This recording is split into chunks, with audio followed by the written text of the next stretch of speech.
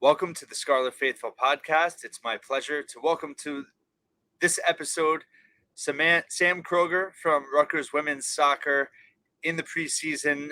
High projections once again for this program. Sam, thanks so much for being here. Sure, no problem. So, you had a great year last year yourself personally. You led the team in points, 7 goals, 5 assists. Wanted to first ask just how your development has gone throughout your career, your performance, and I guess what your ultimate goals are for this coming year. Sure. Yeah, so on the off season, kind of just my main focus was to work on anything around the 18-yard box because as a forward, obviously, you want to be a goal scorer as much as you can and impact the game on the attacking side as much as you can. So for myself, I wanted to get as many touches on the ball, and with that, I decided to join a summer league. So I played for Morris Elite in the Metropolitan Division for the USLW League, and we ended up winning the division back to back. So that was really exciting. So my main focus on that was really just to get as many touches on the ball to get my technical, tactical up to speed and ready for this upcoming season, because the Big Ten is a very competitive, environment, and I want it to be as sharp as possible for the season. I'm currently suffering an injury, so I kind of, had to reevaluate myself and how I wanted to, adjust my, how I play on the field. And at this point, my main focus is to get as healthy as possible, as quick as possible, but also, not rushing into anything and, rushing myself back into play where I could potentially re-injure my ankle. It's an ankle injury. So, yeah, that's kind of how everything's going right now. I'm really excited for the season, and obviously we open up tonight at 7 p.m. Right, you have the first scrimmage of the preseason against BYU tonight, a first of 3. First of all, hope you get better soon. How long is there anything you could say in terms of your timeline? I'm going basically day by day and week by week. I have weekly doctor appointments, and I just caught up with my orthopedic here at Rutgers. So we got the green light to start progressing back into practices, and kind of will evaluate after every day in terms of how my ankle is feeling. But the main focus right now is for the team, and how they can be successful on the field. And I'm really excited to see them, turn out and see what they do tonight. So it's a veteran group, a lot of key returners from last year. Uh, just wanted to touch on last season. Obviously, a tremendous start for your team. The season didn't end the way you wanted it to. I guess what is the biggest lessons learned that you as a team have taken and applied to this off season and now heading into this new season? Yeah, the obviously this end of the season wasn't, what we wanted it to be. But I think just learning from that and, taking everything we can from last season and kind of, implementing different, tactics into this upcoming season. Obviously, we have a big incoming group, so I think just, implementing our habits, details, and our culture was really important for us. And I think the coaching staff and our leadership performance coach, Kathy, was doing a great job. They've done an excellent job so far. And I think that the meeting about our core values was a different one. But I think it was really good to kind of change up things and how we view our core values. We read a book during the off season, and we kind of went in depth of each chapter. We're currently only in the first, few chapters, but I think everything so far that the book has given us is really great to kind of take in, and kind of execute for our season as well. But I think some lessons that we learned from last season, just, one of them being if you can beat a team by, 3 or 4, you have to beat them by 7 or 8. Just because you never know. Every team is so good, and we can't take each team lightly. And I think that that's definitely what we're going to kind of focus on this year and kind of take it game by game. And I think that being locked in for the entire season is also really important for us to take away from last year coming into this year. I'm really glad you brought up the leadership program that Kathy Andruzzi does. I always have admired Coach O'Neill for having that part of the program, and I love when the program puts out videos. I saw the one you're referencing, going through the core values and talking about the book. I guess that does not seem like a normal thing. Like not many programs do that. How much value has that added for you personally, and how much do you think it's helped the team over over your whole career? Obviously, Rutgers women's soccer, in my opinion, has been the most successful program at Rutgers for a long time now. Yeah, I think having a set of core values is very, it's important and it's also fundamental in terms of how we do things daily. And that's what Coach O'Neill always talks about. It's kind of how you live your day, every life. And I think that having our foundation of our core values is something so neat. It is very unique. I know a lot of teams or a few friends on other teams that I talk to, they don't really have core values. And I think that it just kind of puts an edge to ourselves and Rutgers women's soccer in the program for future generations. And I think that it's so nice to have a set of core values because if you don't know, if you're questioning something, you always go back to the core values, and it's something that you kind of keep in your mind daily. And I think that having those is so wonderful, and it's kind of implemented into our brains. So yeah, it's really nice that we have a set of foundations to live by every day. And just talking about your team, you have so many key returners back. So many different contributors last year. Obviously, following Amira Ali leaving, it really was a group effort in terms of scoring.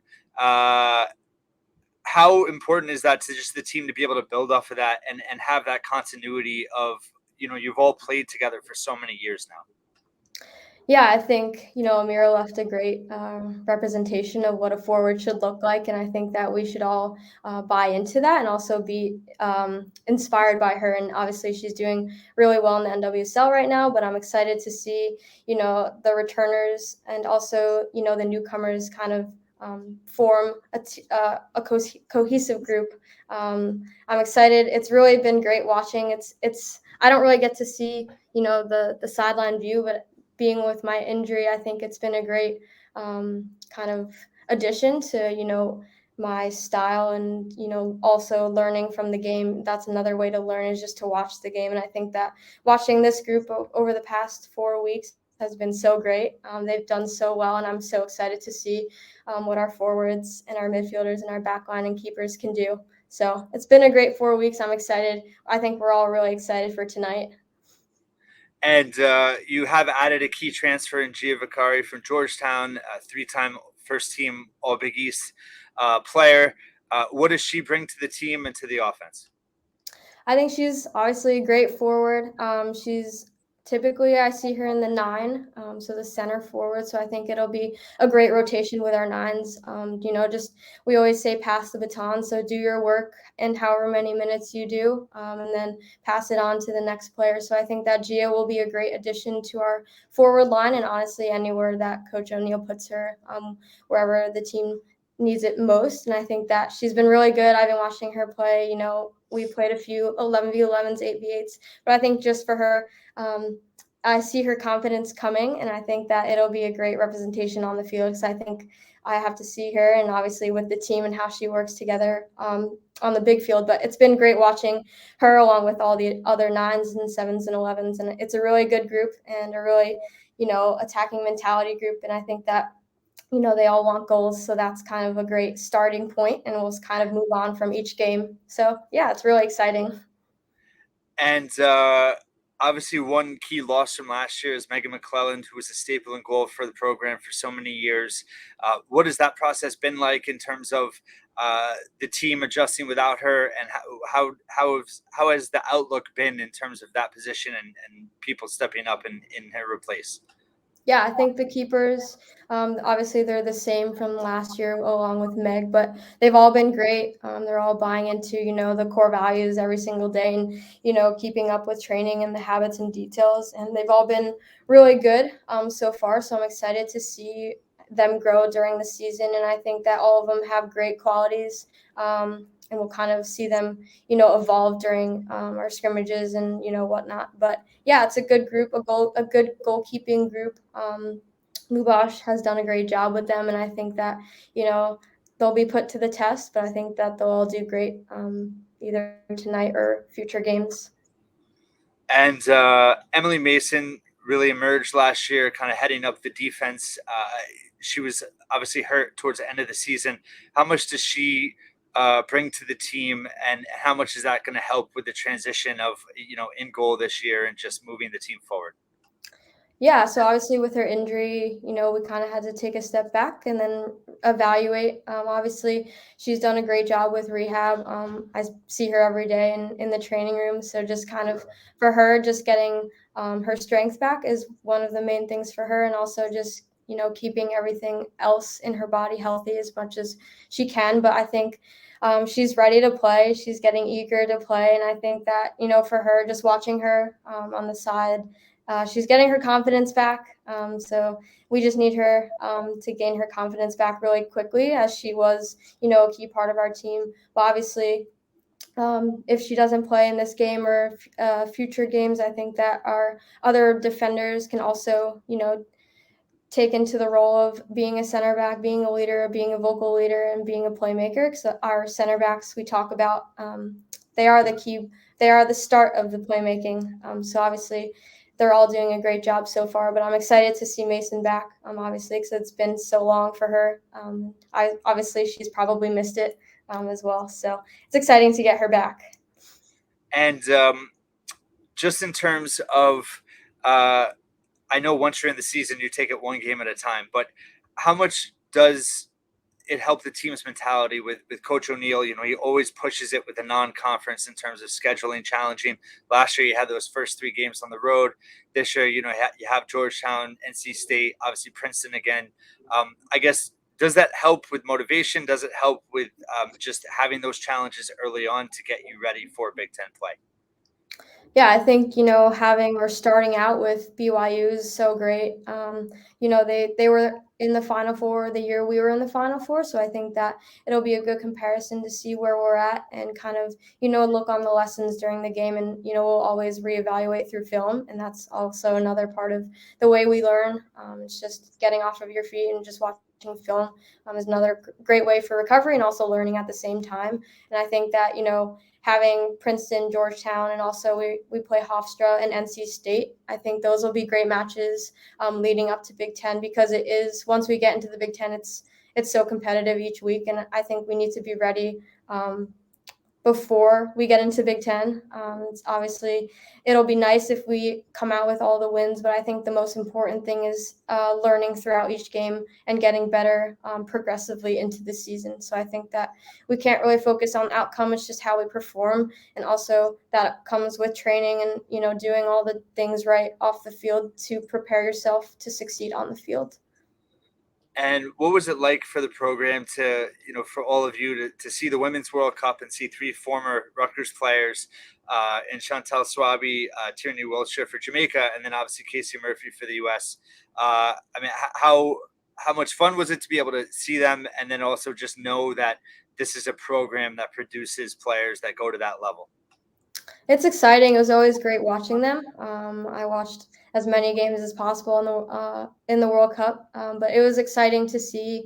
It's so great having alumni go into the World Cup, because it's so nice that Rutgers can produce players to be in the World Cup, and I think that should be an inspiration for all of us to know that we can get to that level, and just buying into what it takes to get to that level. And I think all the players who have been in the World Cup and if they are still in the World Cup, it's so nice to see that they have trained day in and day out, just kind of like what we're doing, but also doing it at the top level. So I think that just knowing that we can get there and never taking that out of our sight is so great to see that Rutgers, produces the best of the best players that can compete at the World Cup at any level. And just a couple more for you. Being a New Jersey native yourself, obviously there's a lot of New Jersey players in this program.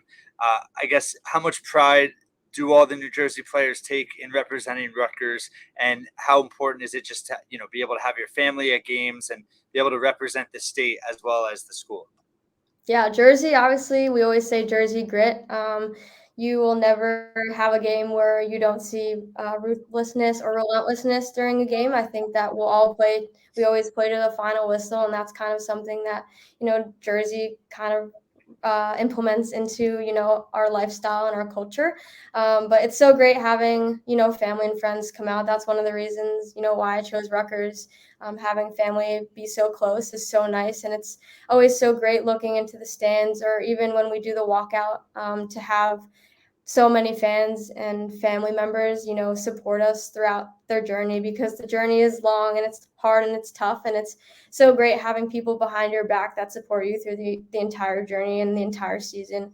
And obviously, when we went to the Final Four, they had the entire tailgate out there as well. So that was so, it's so inspiring. And so I was so thankful that, we have such a great support group. That has our back throughout each game and each high and low. So it's great being from Jersey. I love Jersey. So yeah, it's kind of nice, kind of just taking my hometown and kind of just bringing them to Rutgers games. So yeah, it's great. And last question for you. Coach O'Neill never shies from expectations. He always talks about how the goal of the program is to win championships. Uh, how much have you talked about that again this preseason? And ultimately, what do you think that this team needs to do to be able to accomplish all of your goals? Yeah, I think we're always ring chasing. We don't want to just get to the Final Four. We want to win it all. But also that starts with preseason and buying into our daily habits. And I think that so far the team has been really great, and I think that it just needs to be consistent throughout the entire season, and holding each other accountable, and even when it's tough, even when you don't want to do the little things, but the little things in the end and in the big picture really matter. And it's really important for us to take each day, take each training session seriously, and not waste any training session or game or anything that is scheduled. But I think that we're excited. We obviously have to take it day by day. We can't really think about the future. It's kind of what you can do in the present moment to push your team to the highest limits, and also for them to be the most successful. So I think that if everyone does that and everyone's pushing each other, we always talk about the 1.5 rule. But yeah, I think just doing your job, and also with the 1.5 rule is you're doing half of someone else's job so that they are doing the same thing. So I think that if we all do that for the entirety of the season, we will be a great team and be another, championship team. But I think right now, just our focus right now is tonight, and we'll see how we do. Obviously, we'll learn through every moment that happens. But I'm excited to see where this group will head during the season. Sam Kroeger, Rutgers women's soccer, a week out from the season officially starting. Really appreciate all your time. I know Rutgers fans are excited for this team, and I look forward to covering you and your teammates all season. Thank you. Thank you for having me. All right. Thank you.